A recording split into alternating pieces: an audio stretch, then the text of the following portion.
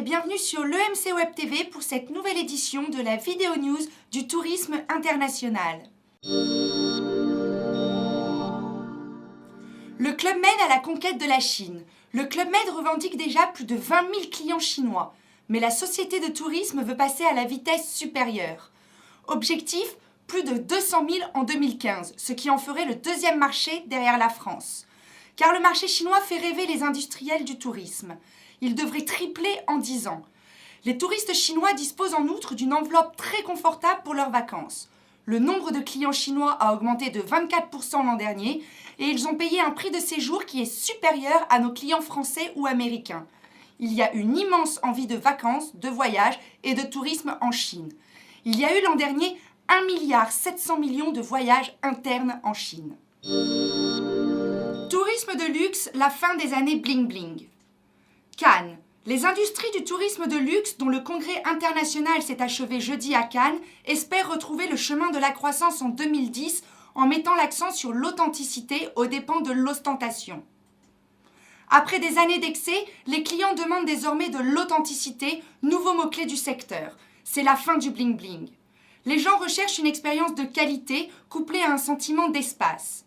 Un nombre croissant de riches voyageurs sont à la recherche de l'expérience qui changera leur vie, indiquent encore les professionnels. Le Ritz-Carlton de Cancún au Mexique offre ainsi à ses hôtes l'opportunité d'effectuer un travail bénévole dans des villages pauvres de la région. Les voyages dans l'espace ne manquent pas non plus d'amateurs disposés à payer des sommes considérables pour flotter en apesanteur comme un astronaute. Transat a consacré 300 000 € au tourisme durable. Le groupe canadien met la main à la poche.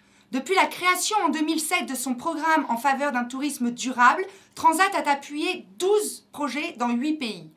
Ses engagements financiers s'élèvent maintenant à quelques 300 000 €. Transat annonce dans un communiqué qu'il donnera son appui à 4 nouveaux projets. D'abord au Mexique, une destination stratégique dans son portefeuille avec un programme de formation en tourisme durable et un soutien technique aux hôteliers, puis au Pérou, développement de la route du café, du thé et du cacao pour une alternative à la route de Cusco vers le Machu Picchu. Le groupe canadien intervient également au Maroc pour mettre en place un sentier de grande randonnée dans la région de Tialiawin, au cœur du pays du safran, dans le sud-ouest, et en Turquie en vue de la protection des milieux marins. Les stations voient la saison hivernale en rose et blanc. La neige donne le sourire à la montagne. Selon une enquête Ipsos pour Rhône-Alpes Tourisme, 71% des professionnels régionaux du secteur s'estiment confiants pour la saison hivernale 2009-2010. Cet optimisme s'explique par l'arrivée des premières couches de poudreuse il y a quelques semaines et par des réservations au beau fixe. En raison de la crise économique, les étrangers viennent moins, notamment les Anglais. Les professionnels du tourisme regrettent également que les calendriers des vacances scolaires français et européens soient quasi similaires cette année. Avant, la période des congés de Noël s'étalait sur 3 semaines. Les établissements accueillaient la clientèle française pendant 15 jours, puis les Anglais et les Belges début janvier. Ce n'est plus le cas aujourd'hui. Merci de nous avoir suivis sur l'EMC Web TV et nous vous retrouvons dans 2 semaines pour plus de news. Toute l'équipe de l'EMC Web TV vous souhaite d'excellentes fêtes de fin d'année, ainsi que tous nos meilleurs vœux pour cette nouvelle année 2010.